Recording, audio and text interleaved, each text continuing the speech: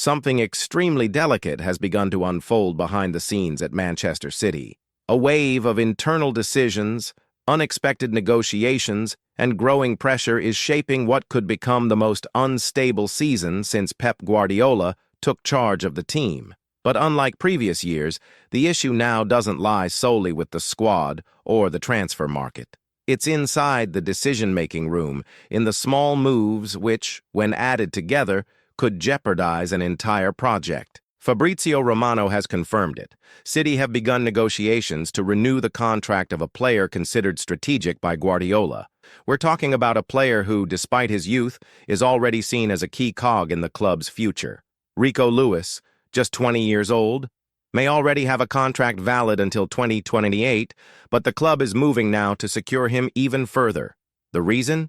Fear. Fear that the same mistake of the past will be repeated, waiting too long to properly value someone who might be decisive tomorrow. Guardiola and his coaching staff believe Lewis will be one of the pillars in the reconstruction of the defensive system. A player who, although still carrying some mistrust from the fans, particularly after his controversial red card at the Club World Cup, has the full respect and backing of the technical team. His solid performance in the FA Cup semi-final against Nottingham Forest made that clear. Even if City are still in the market for another right-back, the message is obvious. Lewis is not only for the future, but also for the present. Internally, the club is preparing a proposal that includes a significant salary increase and performance-related clauses. The objective is simple: to provide security while also pushing the youngster to accelerate his maturation process. Lewis knows this. And the good news for fans is that he wants to stay. But as always, at a club like City, it's not just about wanting, it's about proving. And the 2025-26 season will be the ultimate test. Yet, while one renewal may secure the future, a poorly calculated decision could put everything at risk, and that's exactly what happened during the club's tour in the United States. In the match against Al Hilal, valid for the Club World Cup, Guardiola decided to start Rodri, the same Rodri who had spent months sidelined with a serious knee injury. He had played only 7 minutes against Bournemouth since returning, and even so, he was put on the pitch in preseason friendlies as if he were at the peak of physical fitness. Rodri came on in the second half against Al Hilal when City were already trailing 2-1. The intention was to stabilize the midfield, bring balance, and regain control of the match. But the price of that decision was far too high. Rodri, clearly uncomfortable, stayed on until the 100th minute. That's right. He played nearly an entire period of extra time, despite coming off a major injury. Internal sources indicate he had already been feeling pain throughout the week, and still, he was selected. It was a gamble that could have cost them the entire season. Although for now there's no confirmation that the injury has worsened, the scare was significant. Guardiola may have narrowly avoided disaster. Had something happened to Rodri in that game, the narrative would now be very different. After all, City know exactly what happens without Rodri: chaos. The previous season made that crystal clear. The fans, who saw the team crumble without their midfield maestro for a large part of the year, have every right to question this decision. Was it boldness or recklessness, bravery or Russian roulette? As that question continues to linger, another name is gaining traction in the corridors of the Etihad: Stefan Ortega. The backup goalkeeper, long praised by Guardiola, is beginning to show signs of discontent. At 32 years old, Ortega knows he still has plenty to give. And while he has been flawless when called upon, he knows his chances of becoming City's first-choice goalkeeper are minimal, especially now that Ederson is set to extend his contract with the club. And here lies the dilemma. Do you keep a high-level keeper on the bench, or let him go pursue a new chapter where he can take center stage? Ortega's representatives are already quietly working in the background. They are listening to offers, exploring opportunities, and analyzing projects that could offer more than just occasional minutes on the pitch. Ortega no longer wants to be a shadow. He wants to shine, and rightly so. His contract runs until 2026, giving City a clear decision window: sell now and profit, or hold on for another year and risk losing him for free. It's not a straightforward call. Ortega is reliable. He gels well with the squad and brings experience in major competitions, but his continued presence depends on one simple factor: playing time. Without it, an exit will be inevitable.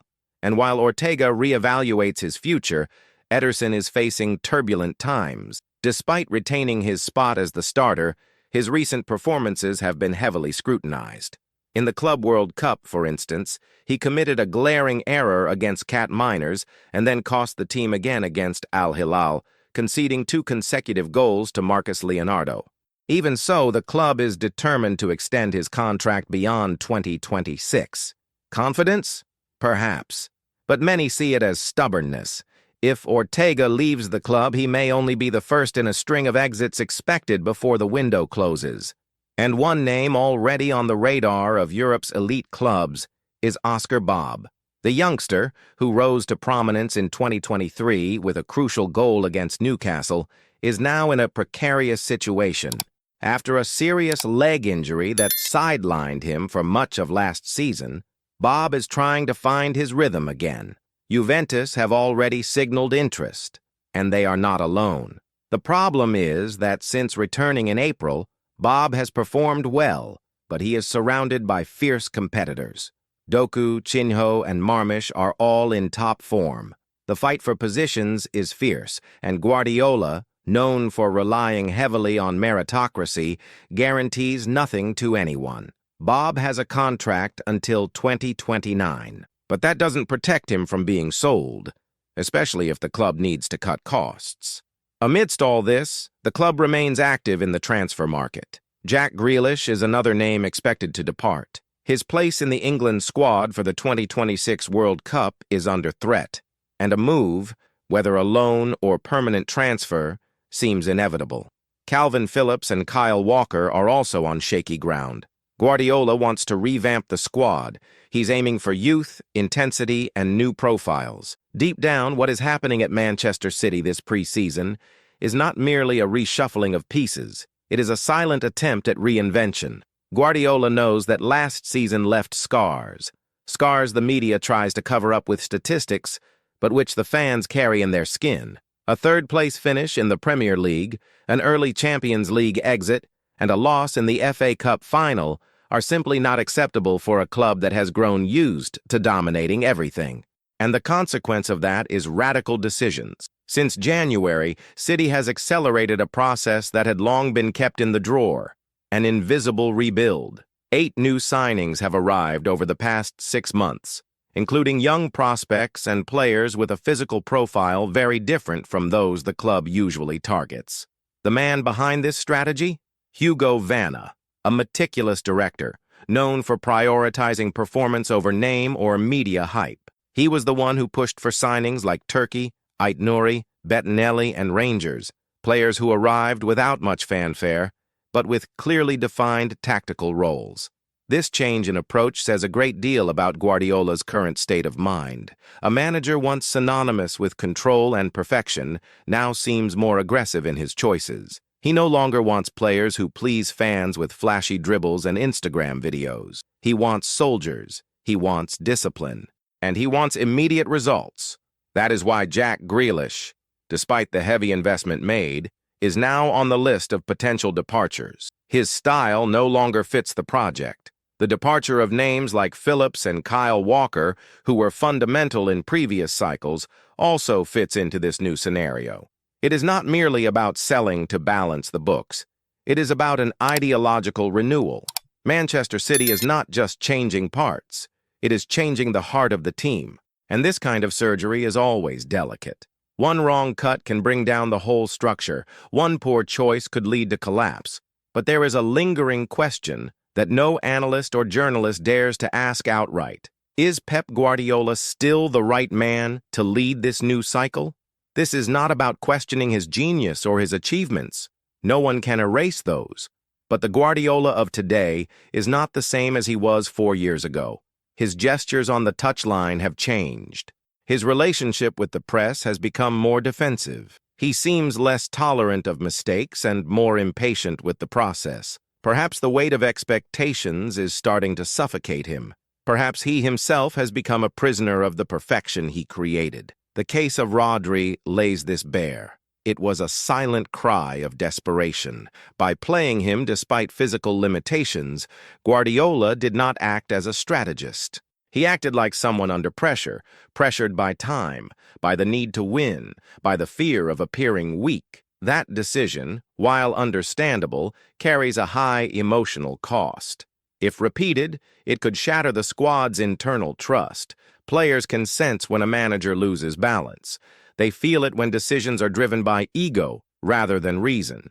And that undermines hierarchy, creates noise in the dressing room, and in extreme cases leads to irreparable breakdowns. Guardiola, throughout his career, has always managed to keep the dressing room united. But the current moment demands more than tactical brilliance. It demands emotional wisdom. That is why the coming months will be crucial. The club must decide whether to continue trusting Pep's decisions blindly or to begin placing limits. Because not even geniuses are above logic, and logic, at this moment, calls for prudence.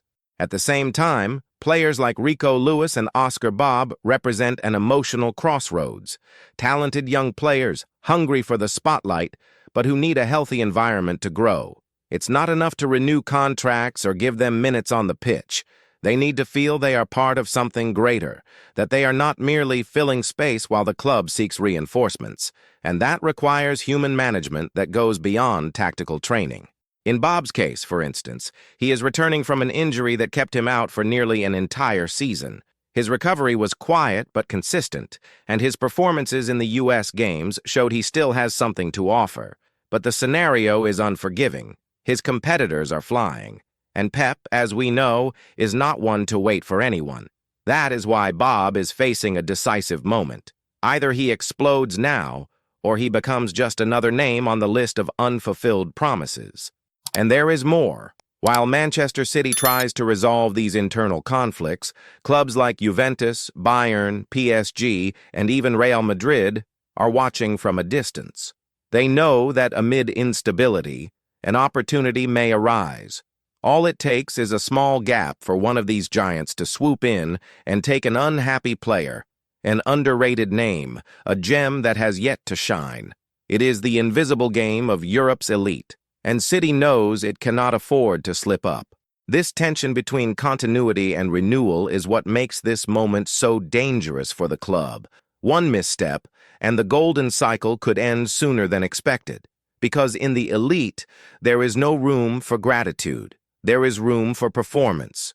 And if Guardiola, the genius, cannot deliver quick results with this new generation, it will be no surprise to see him under pressure like never before. What is at stake is not just the 2025-26 season. It is the legacy. It is the idea that Manchester City can stay at the top without relying on big-name stars bought at exorbitant prices. It is an attempt to build a new foundation, one that is more sustainable, more organic. But for that to work, courage is needed. Courage to let go of old habits. Courage to bet on new leaders. Courage to admit that even the greatest of managers needs help to start again. And the question that remains now is Manchester City truly prepared for this deep reconstruction? Or is it merely pretending everything is under control while chaos quietly approaches? What lies ahead is not just a season, it's a test of identity. Manchester City has reached a point where it must choose between sustaining what it has built, even if worn down, or breaking the structure to start something entirely new, and that choice is dividing opinion internally. On one side, there are those who believe it's enough to tweak the pieces, realign physical conditioning, recover the injured, and maintain the essence of Guardiola's positional play. On the other, there are voices, behind closed doors, calling for a full reset. These voices don't speak loudly, they whisper, but they whisper enough to echo. Players like Ortega, Phillips, and Grealish have already picked up on the message. It's no longer a question of talent, it's a question of energy. Pep Guardiola is on the verge of another personal reinvention, and for that, he doesn't want just anyone around. He wants faces that breathe the same obsessive intensity he does. Ortega, while technically reliable, perhaps doesn't possess the psychological profile Guardiola is now after, and that explains why the club hasn't made public efforts to retain him. Grealish, in turn, is a clear example of how modern football punishes players who fail to emotionally adapt to the tactical style a manager demands. He was signed to be a game changer, but has become a symbol of what no longer works. He touches, turns, holds, dribbles, but he doesn't accelerate. He no longer unsettles defenses. He no longer inspires fear. And at a club where every second of possession is a knife between the teeth, there's no room for someone who plays beautifully but slowly. Kyle Walker, a silent leader behind the scenes, has also realized that his importance is fading. The same goes for Calvin Phillips. Pep no longer sees them as pillars. He sees them as outdated guarantees. The new Manchester City Guardiola is trying to build is based on a different kind of player, more direct, more resilient, more moldable. That's why Rico Lewis isn't just a gamble. He's a statement. He represents the city Pep still believes is possible, one where development, mentality, and youth weigh more than fame or transfer fees. And that's why the renewal of his contract, although it may seem administrative, is in fact symbolic. Guardiola is saying, "This is the way we're going." But even with such clarity of vision, the risks are enormous. And the biggest one has a name. Rodri. City have already learned the hard way what it means to be without him on the pitch. Last season was an emotional roller coaster, matches where the midfield collapsed like a house of cards whenever the Spaniard was absent. And even so, Guardiola risked his physical well-being in a preseason game, in a tournament with no real sporting value. The question returns with force. Why? The answer may not lie in Rodri, but in Guardiola. By fielding him, even with medical warnings, Guardiola seemed to be trying to recover something deeper than midfield control. He wanted to regain symbolic control of the team, emotional control, the grip on the chaos that has taken hold since the team began to lose its aura of invincibility. And that attitude reveals just how uncomfortable the coach himself has become. Guardiola has never been good at managing decline. He has always been a man of ascent, of rupture. When he saw that his time at Barcelona was wearing thin, he resigned. When he felt Bayern were no longer responding as before, he left. History shows he prefers to walk away before the downfall becomes obvious. And the big question now is, does Guardiola, deep down, already believe City are approaching that point? If that hypothesis is true, then the current moves are not just adjustments. They are farewells disguised as fresh starts. And that completely changes how we see everything. The arrival of new faces, the departure of iconic figures, the pressure on youngsters like Bob and Lewis, the risk taken with Rodri. All of it could be part of a final attempt to leave the house in order before leaving. And if that's the case, then the 2025-26 season is more than decisive. It's a verdict. Meanwhile, behind the scenes at the Etihad, there is an atmosphere that blends hope and uncertainty. The new signings are showing commitment. Training sessions have been intense. But the silence of some leaders is deafening. There are glances exchanged that need no words. Meetings where smiles feel too formal. There's a tension in the air, as if everyone knows something is about to happen, but no one wants to be the first to say it. The fans outside feel it too. They sense something has shifted. Even the preseason victories no longer carry that feeling of total dominance. There are too many open spaces. Positioning errors, a lack of connection between sectors. Guardiola tries to explain, but the image doesn't lie. City is vulnerable, and the Premier League does not forgive vulnerability. Clubs like Arsenal and Liverpool have already strengthened smartly. Chelsea is, once again, trying to find itself. United wants to erase last season's shame. And lurking, Newcastle and Aston Villa are creeping closer. The race for the top has never been so level. And City can no longer rely on reputation alone. It needs structure. It needs soul. And this is where the fate of everything will be sealed, because rebuilds aren't made with new signings or tactical formulas alone. They're made with unpopular decisions, with the courage to break from comfort, and with leadership that knows how to recognize its own limits. City can come out of all this stronger. It can turn instability into fuel. It can renew its identity. But only if it has the courage to face what's truly happening. The need to abandon an old version of itself to make way for something new. The question that remains is Guardiola willing to burn that old version, even if it was the best that ever existed? Or will he try to resurrect a ghost that no longer belongs to this time? The answer will come in the months ahead, on the pitch, behind the scenes, in silent decision. But one thing is certain. The Manchester City that steps onto the field in the 2025-26 season is not the same that lifted trophies in recent years. It will be, for better or worse, a new creature. If you've made it this far, it's because you feel that something big is about to happen at Manchester City, and you, a supporter or a true lover of football, know that this kind of transformation doesn't happen every day. So if this content made you reflect, kept your attention, or offered a new perspective, hit the like button right now. It shows you value deep analysis like this. And of course, subscribe to the channel to follow every step of this new era that's being born, with news, behind-the-scenes insight, and everything no one else dares to say about City. The 2025-26 season will demand more than just support. It will demand vision. It will demand courage. And here we'll be walking that path together until the very end. See you in the next video.